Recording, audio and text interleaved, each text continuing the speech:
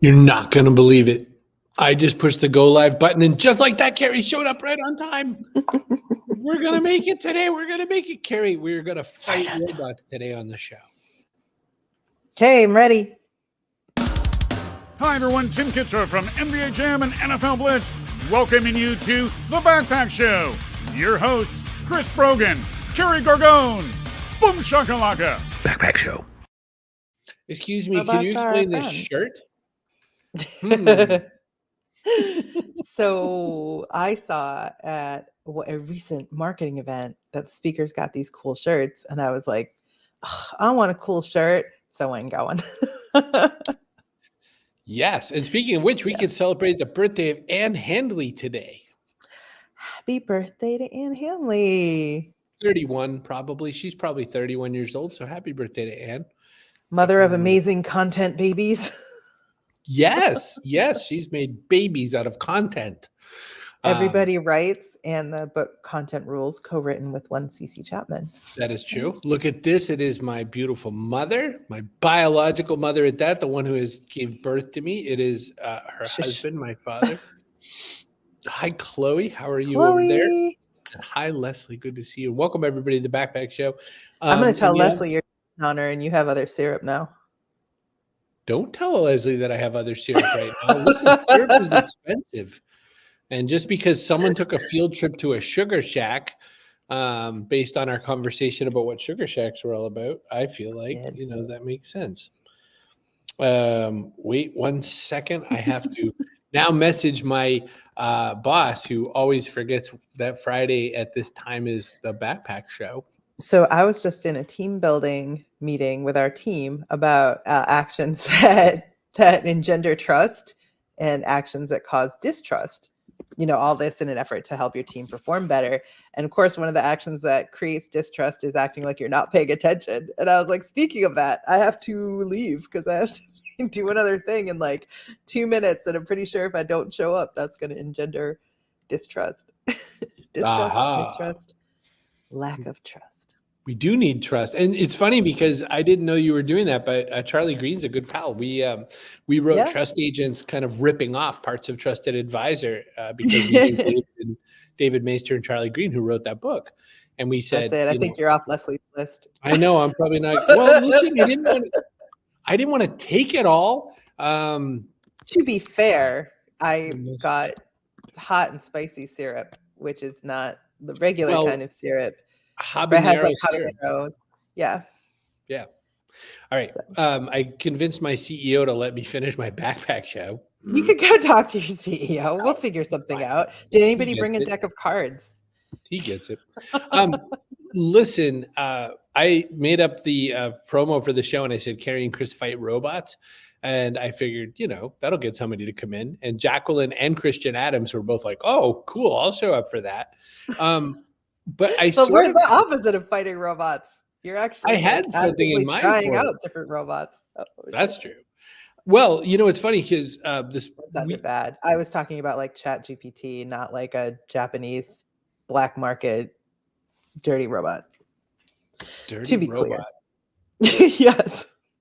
I don't know in which way you mean that, like dirty or dirty, naughty. The last one. Okay. So let's talk about really quick about AI stuff, though, because our Google Workspaces has now allowed for this new tool called Google Duet, which is supposed to be a helpful tool that allows you to do cool stuff with like Google Docs and Google Sheets and all that sort of stuff. So we have a small trial tester group inside the organization. And I myself, and everyone, of course, has their own opinion and they can definitely say what they want to say. I myself weighed in and said, I don't think it's that good. Because they're trying really hard to do things like be able to provide summaries, proofread documents, etc. I gave it a 20-plus page document to review, and it sped out 2 paragraphs. And one of the paragraphs said, this is mostly really good. We don't have a lot of suggestions for you. And I was like, that's not really helpful. And then second, it was like, or in this case, your sentence is a little murky. Maybe you can fix this sentence and that sentence. So out of 20 pages, it thought 2 sentences could be edited. And I felt like that's not true either. You are editor Barbie. What's your best guess on 20 pages? How much editing do you think you'd have to make, provided they're a native speaker? Yeah, it depends on the source. Let me think. Probably a minimum of like 5 to 10 per page. I will say that it depends in part on how well they've understood the instructions. Like Mhm. if you're an editor working with a writer and they've not worked with you before, they don't know your brand voice, they maybe don't understand your like go to market messaging or your brand. Like it can be tough. So in those initial stages, it might be more changes, maybe like 20 per page, but that's, it gets Right. less as it goes on. It sure isn't 2. It isn't 2 full edits for an entire 20-page document. That's correct. Yeah, in most cases not. And I think the lightest touch I've ever given might be 10 to 15 changes altogether in a document that's maybe like 15 pages. Um, that sounds about right for like a light touch, but I'm reading every line. Then there's others that need like something every sentence or every line. So, Right. yeah. It But the is goal is interesting. to train them. You work with writers to train them like you would train an AI, right? It should get to know your style, like, oh, not mine, but like it should get to know your brand style and emulate it. Right. Well, it is interesting because we are getting to a new era in AI already, which is nuts because we were only just starting to talk about this kind of at the beginning of the year. AI has been around for a while, but it only kind of got to public attention at the beginning of the year. But we are getting to new methods of using it. So, for instance, Microsoft just announced a new version of, well, it says LEMA, and I don't know if they pronounce that Lima or not, but it's basically a machine learning kind of experience wherein which it'll learn the way humans do. Like, here's some Oh. information. You've made a mistake. Oh, nope, fix that part. Here's some information. And it'll pick itself forward in that way, which is different than how things have kind of gone in the past. So I think that's interesting. Yeah. How these creatures learning from mistakes is what Lima is standing for. Call them But creatures. kind of weird, right? Like, don't you think? So, yes, just yesterday, you sent me a link to pi.ai, and I tried it out, and it was very interesting. So, you can use it for different things. I didn't use it for anything in particular, like outlining or research or planning or anything. I just wanted to see what kind of responses I would get to like sort of sophisticated questions. I started with basic stuff like pizza toppings, like what's your favorite pizza topping? Do you or do you not think pineapple belongs on pizza? But then we moved along to more complicated questions like why are people still talking about The Great Gatsby all this time later? Or, what do you think about the trend to incorporate AI into writing, things like that. And the responses were very good. So a little bit of kind of personality punched into it, hear you there. But most of the substance of it was really on point. And if it did not have information about a topic in great depth, it would give you what it did have and then say, oh, but maybe that small plane you're talking about, like what kind was it? And basically like fishing to figure out where it could get more information. So I would give it in aid of the conversation, I would provide a link or something, and then it was like off to the races. Had everything it needed to go find more related stuff. It was very interesting, I I thought. also like the fact that you can make it speak in different voices and everything like that, so it can actually read it back to you in an audio format. I just asked it right now. I said, "What would you say to people who might want to explore using your tools?" And it said, "I'd say go for it. I was designed to be a partner." Makes sense, right? I was designed to be a partner in conversation. So if you're looking for an AI that can chat with you on your wide range of topics, can offer advice, or can spark your imagination, I'm game to be your go-to conversation partner. Now, this is interesting, the conversation partner concept, because Randall, my CEO, was telling me a little bit about the fact that he met one of Harvard's top AI people right now. And what he said we're getting a little bit wrong about our use of AI is that we should be considering it sort of a collaboration, tool, and it's meant to be not something that replaces, but that always kind of works its way forward with us. And he went to strong efforts to explain that it's not meant to replace things. It's meant to augment us. What's your take on that right out of the gate? I mean, yes, for one thing, that's what people are hoping to hear. So that's good. People will be happy. But the other is, I think there's so much that was really difficult to do manually that people in our generation don't know about. Like we don't know that before washing machines, doing laundry was an arduous process that required upper body strength and all day. Like we don't know. Mhm. So to us, there's always been a washing machine. Had we been around, maybe some people were suspicious of the washing machine. Like, I don't know. Or the way they were suspicious of computers when they first started. I guess the difference between a washing machine and AI is we can see how the washing machine works at least, right? Right. Maybe that's the problem. But I agree that it's here to augment us and take care of some of the manual tasks, like creating the same punch list over and over again for the same kind of project that you do all the time. That's dumb. Right. It's a waste of time. So using it for that makes a lot of sense and frees up your time to decide more strategically which projects to undertake. Yeah. So yes, to all. Cognitive partner is what the person who said it to him, Dr. Kareem Lakhani is his name. I had to look it up while we're talking. Christian says, firm believer in Cuban saying AI won't be able to replace critical thinking. I mean, but it can augment it. The idea of cognitive partner, that was the term I was searching in vain for, is the one. Hey, Michael, good to see you here. Welcome. Hello, fellow member of Team Awesome. Yes. Yeah. But it is interesting that what they're saying is that, this sort of breakthrough in kind of getting, LLMs to go from kind of just spitting out information into kind of a learning mode. I got a press release today while it's not like I tell the universe, dear universe, this is what I want the Backpack Show to be about today. I got one from some company in San Francisco, Micro PSI, and they work with robots. And I think they were calling them cobots, collaborative bots, which I found a fascinating term, which would be sort of somewhere between like that machine and aliens that Ripley was using with the augmented strength, but nice. some knowledge as well. And what they were saying is they're working on some new training for their cobots and stuff, such that it turns out it's really hard to tell a robot to put a screwdriver in place and screw something, because the screw could be a slightly different location, right? Like you drop something in front of a robot and the robot goes, well, I don't know where I need to use the screwdriver. And it has to do optical recognition. It has to say, where is it? How do I align? In what way should I be setting up the screw? Like you would think it'd be easy, but then there's light changes, temperature changes, 4 dimensions almost of where it can be and when it can be. And it was basically saying that they've come up with some tools to really help systems learn. And the way they do it is just like you'd teach an unskilled worker. You'd like, hey, I want you to help me, screw these things together like IKEA furniture. You just have them do like 10 or 12 of them in a row under slightly different conditions, and then it comes out better. So Laura says, I think AI has great uses, but we need to know how to use it safely and get the best out of it. For sure. For sure. Like, I wouldn't give it your proprietary trade secret, thing and say, can you summarize this? I wouldn't do that. Not at this point.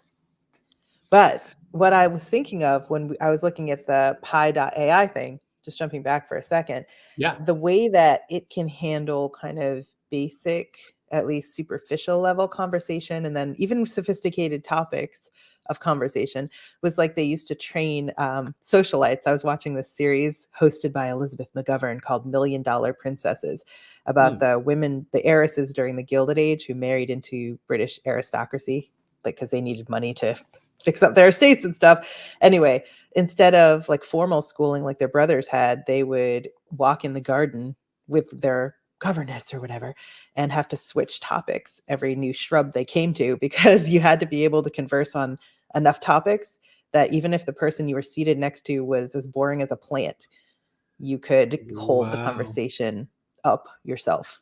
Well, let's take that. Let's do that live here with Pi. So I said to Pi, I need a space to talk about something. What's going on? Hey, we're hosting a show. I'm worried that I don't have enough close friends. I have plenty of friends, but maybe not the kind where I want to lean on them emotionally. There we go. That's one. Need a washing machine manual. There you go. It says that's a really common concern for a lot of people. It's actually a pretty big societal issue too. On the one hand, it's true that having close, emotionally supportive friends is really important for human beings. It's often harder to form and maintain these kinds of friendships as an adult. On the other hand, there's always the chance to strengthen existing friendships or create new ones. Can you tell me a little more about what's going on for you with this? So I kind of Open-ended like, question to continue the conversation. right, which is a lot like they used to have that. Do you remember Eliza was one of these kind of test tools that allowed I you to do this sort of thing? do. Yes, It was but like like, almost every other one, it just gets immediately used for like porn, right? It's well, yeah, basically but just goes off the rails like Eliza immediately. was also like you could really smush it fast, and it also had no memory. Like that's the one Yeah. thing that I get a little fussy about is it's like I could ask my Google Home Assistant who it thinks that I am, and it has a label for me, so it says that, and then Nice. I could say who is Chris Brogan, and it can find the Wikipedia entry. But if I say that's me, I'm Chris Brogan, it's like good for you. Yes, it doesn't, but this one, Pi, seems to have enough sophistication to interrelate things like that, I think. So Because I far, I mean, gave I it haven't like gone to that far with continue a it. well, yeah. I mean, like I basically just continued a conversation long enough that I wanted to talk about a really specific small plane from my hometown and gave them the link, and then it cross-referenced like all the stuff it could find about that Wow, date, that place, that plane, and had a really, like a rich conversation. So nice. yeah, so I think it's close. That one Yeah, seems to be at I least into also holding the context. Well, within the span of something, and Yeah. that is something that Google Search has done relatively well, by the way. Google Search, you could say things like, "How old is Barack Obama?" and it will know. And then you could say to Google, "And how about his wife?" and it knows you probably mean Barack Obama. So within a session, the context stays really tight. So Oh, it knows you mean Barack Obama's wife. Took me a yeah, it second. knows I I was mean like, hold Barack on. Obama. My dad says this is, the current concern is not that AI will replace you. It's will AI want to replace you? That's kind That's of funny. interesting. I don't think it Hmm. wants my job, You don't but think it wants to be like a chief of staff? I don't know. That's a good It question. does. I it is Can you well, it's imagine funny though? because it turns out that when people were asking me on that, on our little project duet team to see like how Google Duet would work or not, I didn't know that people didn't know how an author uses something like ChatGPT. Because what I absolutely least do is ask ChatGPT to write something for me. I ask Yeah. it to give me ideas I can put into my writing. Like, Mhm. what do you think someone would need to know about how to write better journal entries as an executive? And it goes, oh, I think you need to know this. Well, there's 17 on this list. Can you give me 5? Sure. And it goes, here's 5. And like by priority, by the way. Um, that was interesting to me. And I think like people on my little group didn't know, or some of them didn't know that that's how I might use that tool. What I like about that idea, Kerry, is that it just sort of points to the fact that there's still more we can do. Like there's still more opportunities there. I think there's always more opportunities there. The question is how people will like whether people will embrace them and also kind of which one will be the one. Like we're still in that beta versus VHS phase, except there's like 57,000 different ones, not just two. Yeah. So we need to at least narrow it down to like a few, like as many streaming services as we have. We need to narrow the AI tools down to at least that many. And then we can Right. have our, kind of like not warring factions, but like our different, whatever, Sure. different Well, solutions for different to suit different groups. what is also true now, the company where you and I work, like the primary company that we work with is Atlassian, and we build lots of apps that, make Atlassian apps better. One thing that is true is Atlassian is going into AI, SAP is going into AI, all these other companies are. And in every case, we're all sort of looking towards this one gold standard, which is, why don't you just say the app you want us to build? And, AI will get us closer to that. Because, like, for instance, I had just got done saying I don't think Duet's all that great.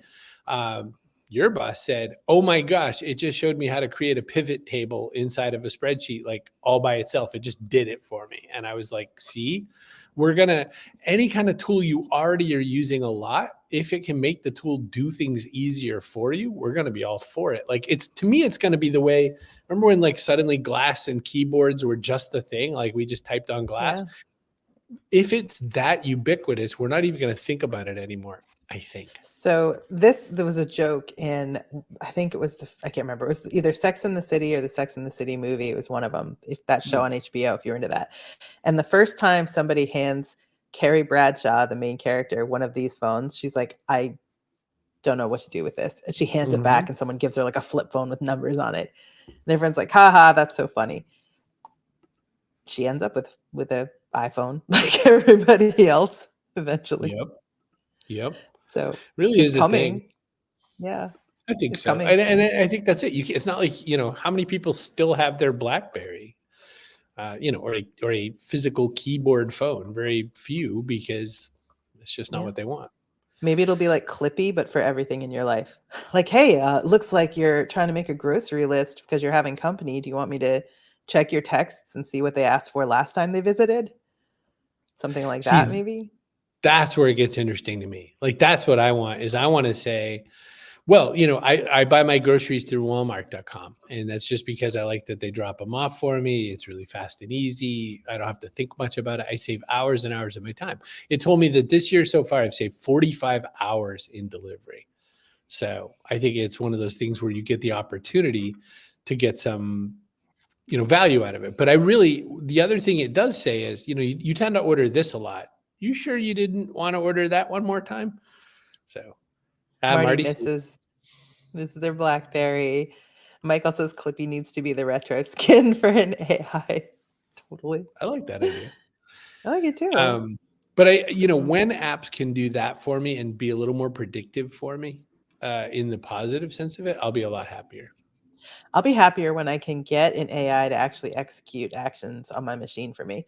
When I'm like, okay, I have like 9,000 emails. I know I don't need all these. Can you delete things that I haven't touched in years, except for from, this person and this person, like my mom and someone else who's passed away.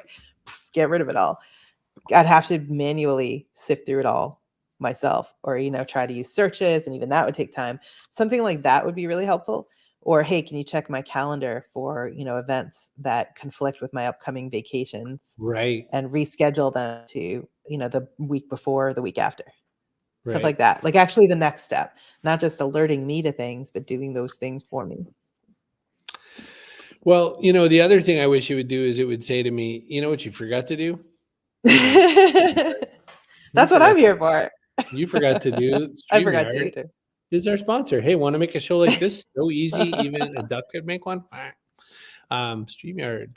I have to get another picture because you don't like that one and you like make fun of it every time. So I love the duck. That used to be because I had ducks right at my house, So. Nancy Harhut liked it. That duck. Yeah. And it's, to me, it's one of those things where even though it doesn't make sense why it's a thing, it is a thing after a certain amount of time. So yeah. I've given Nancy Harhut's book, by the way, to probably like 10 people. I mean, purchased a copy for them because I think it's that good. So if you have not read Nancy Harhut's book on using behavioral science for marketing and you're in marketing, go get it. I think so too. Oh, and here's our person of the day. Kaboom! Oh boy, oh boy, oh boy. I'm giving it to Team Awesome. That was a good one. So, I mean, there are plenty of good ones. I was going to also consider Laura, but Doherty gets it today. Because, I like his face. He's got a nice face. I have made a plan with the farm that we visited at last week's show for them to come in March, like before the farm opens for the season next year. And we'll get to go over there and talk to them for the show. Nice. I'm into it. Let's talk to farms. Michael points out, and it's true, that, kids will be over reliable and won't have critical thinking, blah, blah, blah. Mike, you're right. But the only other problem of that whole concept is that we're already doing that. We're in like a very bombastic post-truth world. I cannot stand the phrase post-truth world, except it's true. It's so accurate. Like, we don't care if something is true or not. And we also don't care if something is a little more bombastic. Fortnite is releasing Fortnite OG. And I was laughing about thinking about that's what they're calling it, because OG stands for Original Gangsta. There was a really old Ice-T song that was the first time that the public kind of was made a little more aware of the phrase OG, but now decades later, we call it, it was the OG for a game that's been around like 6 years. Like that's their version of old, right? But for the kids that played it, it's like half their life.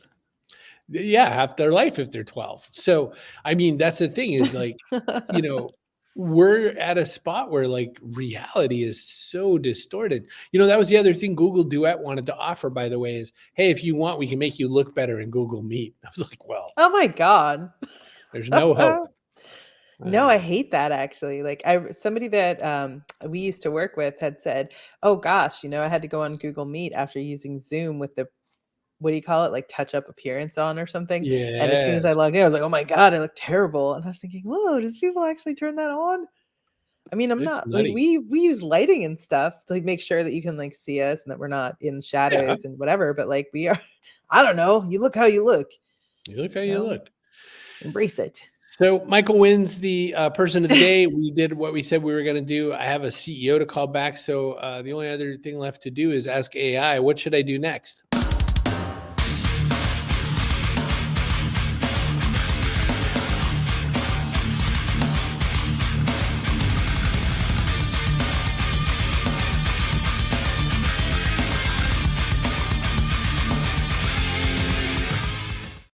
I can't let you do that, Chris.